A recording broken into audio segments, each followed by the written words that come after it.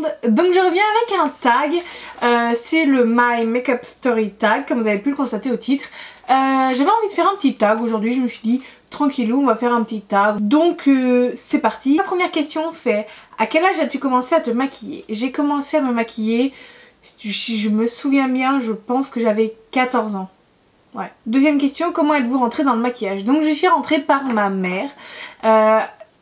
J'ai commencé à m'intéresser au maquillage grâce à un produit que j'ai toujours avec moi. C'est un très vieux produit, c'est pour ça que je ne le porte pas, vous inquiétez pas, mais je le garde avec moi, c'est une relique. Ça appartient à ma mère, mais du coup elle l'a plus jamais mis et elle me l'a donné. Donc ça a été mon premier vrai produit de maquillage. Et donc c'est un rouge à lèvres de chez Christian Dior, donc le vieux packaging. Moi j'adore, je trouve ça génial. Et c'est un diorifique en teinte rose abracadabra numéro 3. Et c'est un rouge, ouais, il en reste presque plus. C'est un rouge et j'adore cette couleur. Et je sais pas s'ils les font encore. J'aimerais tellement me le racheter rien que pour moi. Parce que là c'est une relique. Voilà, c'est le tout premier produit de maquillage avec lequel j'ai joué. C'est assez symbolique. Troisième question: quelles sont vos marques préférées? Donc ma marque préférée absolue, c'est MAC. J'adore MAC. C'est assez cher mais ça reste MAC. Si je vais vous en citer mes 3 tops, en deuxième c'est NARS. J'adore NARS. En ce moment je suis une fixette sur NARS. Tout ce qui sort chez NARS, je le veux. Donc c'est pas très bien pour mon porte-monnaie ni pour ma santé mentale, toutes ces collections. Et en troisième je dirais que c'est... Ah c'est dur. Je dirais à égalité Urban Decay et Too Faced. Voilà. Parce que je ne peux pas passer mes Naked, mais à la fois la chocolate bar de Too Faced a dépassé mes Naked. Donc la quatrième question c'est: qu'est-ce que le maquillage signifie pour vous? Pour moi le maquillage c'est un accessoire, comme on peut porter un bracelet ou un collier. Avant tout c'est une passion. Depuis que j'ai mis mes mains dedans entre guillemets, j'adore, je peux pas m'en passer. Je peux ne pas me maquiller pendant des jours, mais venir à ma table de maquillage, puisque c'est plutôt une commode, et jouer avec les textures, c'est vraiment... j'adore ça. On peut devenir complètement une autre personne selon le maquillage qu'on fait. On peut avoir un côté plus edgy, un côté plus romantique, et moi j'adore ça, c'est ce que j'aime avec. On peut avoir complètement un alter ego, on peut être une autre personne et j'adore ça. J'adore transformer une personne, embellir une personne, parce qu'avant tout ça sert à ça, ça sert à embellir la personne, à cacher les petites imperfections et faire ressortir les atouts. Et honnêtement c'est pour ça que c'est ma passion. Je pourrais parler de maquillage pendant des heures, je m'en lasse jamais. D'ailleurs je saoule ma mère, mais c'est à un point vous pouvez pas imaginer. J'aime le maquillage. C'est ma passion, c'est ce que j'adore, je sais pas, c'est arrivé comme ça parce qu'avant je parlais jamais de maquillage, et un jour je suis tombée sur une vidéo de Bethany Mota et depuis j'ai pas pu m'arrêter. C'est devenu une obsession carrément, c'est horrible hein, mais limite je devrais aller en cure de désintox maquillage parce que j'y arrive pas, je peux pas ne pas avoir de nouveaux produits dans mes mains. Je préfère devoir rester enfermée chez moi et dépenser mon argent dans le maquillage que de sortir en boîte de nuit, acheter des verres, des bouteilles, des trucs comme ça. J'aime le maquillage à un point que ça bouffe limite ma vie entre guillemets.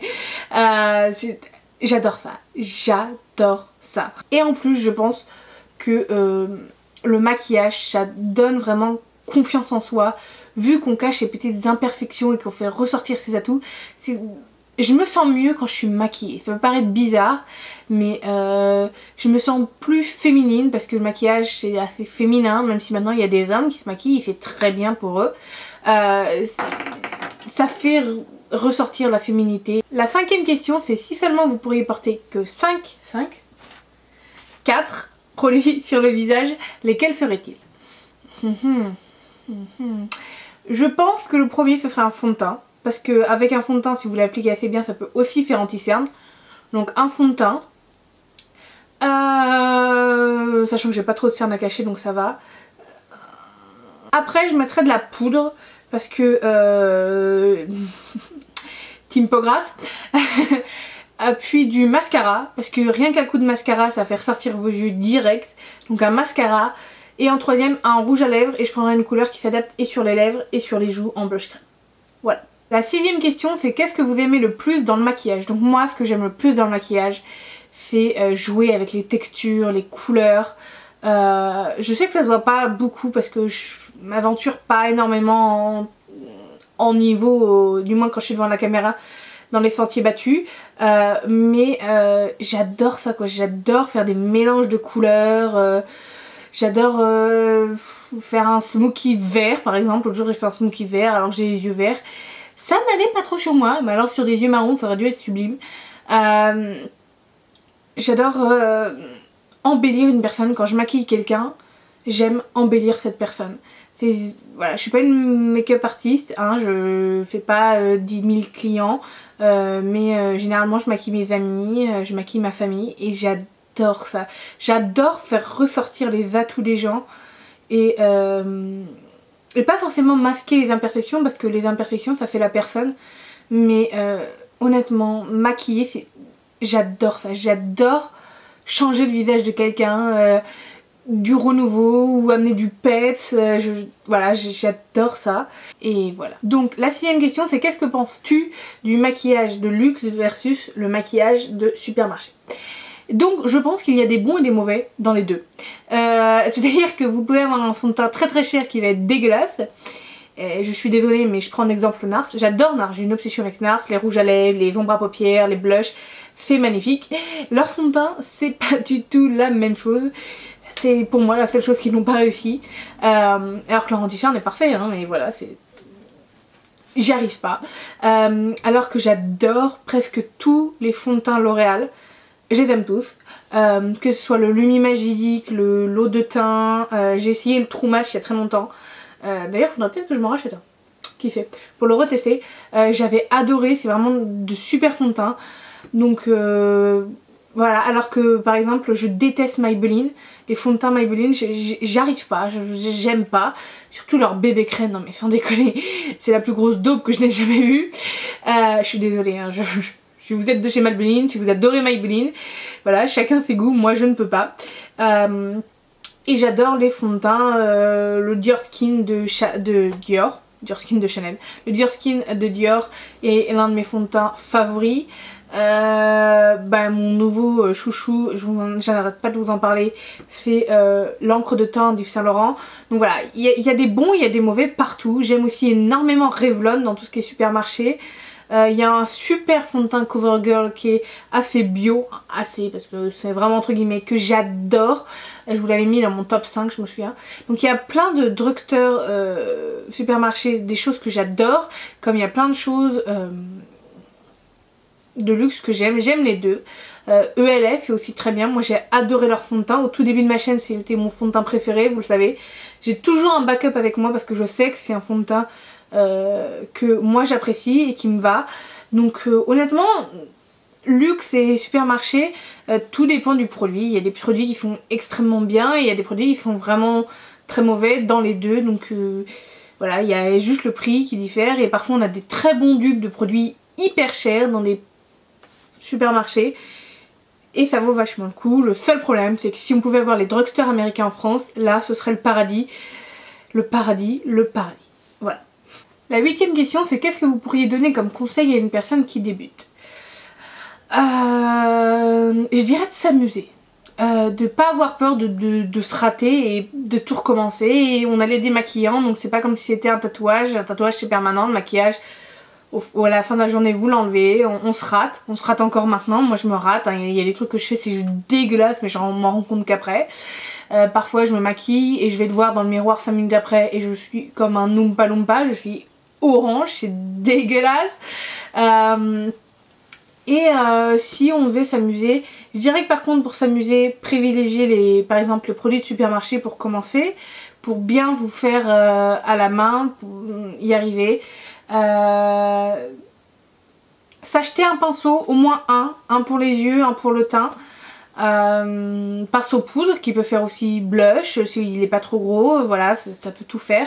Avoir de la patience, je n'ai pas de patience, j'ai mis des années avant de pouvoir faire un trait d'eyeliner. Il y a un an j'étais incapable de faire un trait d'eyeliner. Il faut avoir le temps et avec le temps tout vient, il faut bien apprendre. Moi j'ai appris en regardant YouTube, honnêtement j'ai plus appris en regardant YouTube qu'en faisant une école d'esthétique. J'ai appris des codes couleurs plus en école d'esthétique que j'avais pas appris sur YouTube. Mais sur YouTube j'ai appris des techniques, des smoothies. Les smoothies je les ai appris sur YouTube. Les bananes, les choses comme ça, tout. On apprend et on se fait tout seul aussi. On fait nos mariages de couleurs nous-mêmes. Et honnêtement, il faut juste prendre son temps. Y aller mollo, tranquillo, jouer quand vous avez un peu de temps, par exemple vous avez toute la journée de libre, jouer avec ces produits, achetez-vous par exemple une palette juste pour expérimenter, et la palette que vous mettrez tous les jours si vous voulez. Une palette par exemple à 1 ou 2 euros ou à 10 euros, les grandes palettes de LF, pour commencer c'est très bien, pour vous faire la main avec toutes les couleurs. Et puis plus vous irez, plus vous aurez envie de quelque chose de mieux, puis plus vous vous rendrez compte que la pigmentation elle est pas géniale, donc vous préférez une autre palette, et avec cette palette vous expérimenterez encore et vous montrez petit à petit. Et il faut juste avoir de la patience et il faut s'entraîner, il faut prendre le temps, il faut s'amuser surtout, parce qu'avant tout c'est de l'amusement, c'est même si c'est jouer avec les textures et les couleurs. Et c'est ça le principal dans le maquillage, c'est que vous vous éclatez. Et puis s'il y a quelqu'un qui vous dit un jour que vous portez trop de make-up parce que vous avez expérimenté ceci ou cela, ben vous l'emmerdez et vous faites ce que vous voulez vous et ce qui vous passionne vous. Et si le maquillage ça vous passionne, ben foncez parce que c'est juste génial et c'est une vraie passion.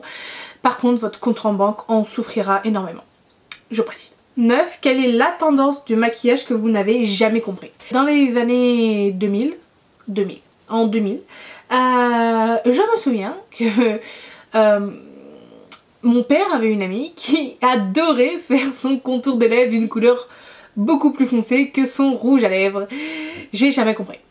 Je trouve ça juste dégueulasse. C'est pas beau. C'est pas beau d'avoir le contour de lèvres rouge par exemple avec un rouge à lèvres beige à l'intérieur, enfin un nude. C'est juste dégueulasse. Soyons d'accord, on est toutes d'accord là-dessus, c'est juste pas beau. Donc la 10e question, c'est que pensez-vous de la communauté YouTube? Et donc moi je pense qu'avant tout c'est un partage. On fait tout ça pour le partage à la base, à part celles qui font ça pour les vues, les machins, les abonnés, les vues. Alors moi je m'en contrecarre, mais à un point vous n'imaginez même pas comme j'en ai rien à foutre.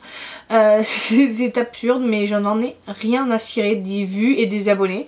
Enfin du nombre d'abonnés et du nombre de vues, j'en ai pas rien à foutre de mes abonnés. Je pense qu'avant tout c'est vraiment un partage. Si les gens vous font ça juste pour l'argent, c'est plus un partage, vous êtes plus naturel, vous faites ça. Voilà, moi je fais pas ça pour l'argent, je suis pas rémunérée par YouTube, je vais être très honnête avec vous, j'achète mon maquillage avec mon propre argent. Je n'ai pas de partenariat et je le vis très très bien. Ça me permet de pouvoir vous donner un avis très honnête à propos des produits. Parce que je pense que si j'avais un partenariat, je serais peut-être pas aussi honnête que je le suis. Après, est-ce que j'aimerais vivre de YouTube? Non, parce que si je devais vivre de YouTube, je devrais faire des vidéos. Je sais pas. Je devrais avoir un planning, vous savez, je devrais faire par exemple 3 vidéos ou 2 vidéos par semaine et ceci et cela. Et j'aime pas avoir un planning, je déteste avoir une obligation comme ça. YouTube c'est pas toute ma vie. Le maquillage c'est ce que je veux vraiment faire, je veux être make-up artist, c'est mon projet, c'est vraiment ce que je veux dans la vie. Donc voilà, pour moi avant tout c'est un partage, je vous partage ce que j'aime et ce que j'aime pas, je suis pas tout le temps là parce que YouTube c'est pas ma vie, mais quand je suis là j'adore le faire. Je déteste faire mon montage, j'avoue, mais avant tout j'aime partager mes trucs et astuces et pour moi YouTube c'est ça, c'est le partage avant tout. Et ceux qui sont pas contents, ben ils sont pas contents et puis voilà, et ça sert à rien d'insulter les gens, d'insulter des youtubeuses parce que elles font pas comme ci, elles font pas comme ça, vous aimez pas la façon dont elles sont habillées, dont elles sont maquillées, leur visage, leur trucs comme ça, vous les insultez sur leur physique. Voilà, c'est facile derrière un ordinateur. Et à côté de ça, il y a des gens super, mais alors super adorables qui vont être là, qui vont vous encourager, qui vont vous demander des conseils alors qu'elles savent que vous n'êtes pas des professionnels, mais elles vont quand même vous les demander et ça fait plaisir de voir qu'il y a des gens qui le veulent à la fin et ça, pour moi c'est ça YouTube. C'est partager avec des gens, on se donne des conseils et les gens vous donnent des conseils et comme ça vous vous améliorez. Et voilà. Donc voici pour mon petit tag, my makeup story tag. J'espère qu'il vous aura plu. Si tu passes par là, je tag Chloé Makeup et je tag aussi Joliment Pauline. Si vous passez par là les filles, Voilà, à vous de la faire. En tout cas, je vous fais plein de gros bisous et je vous dis à la prochaine. Bye tout le monde.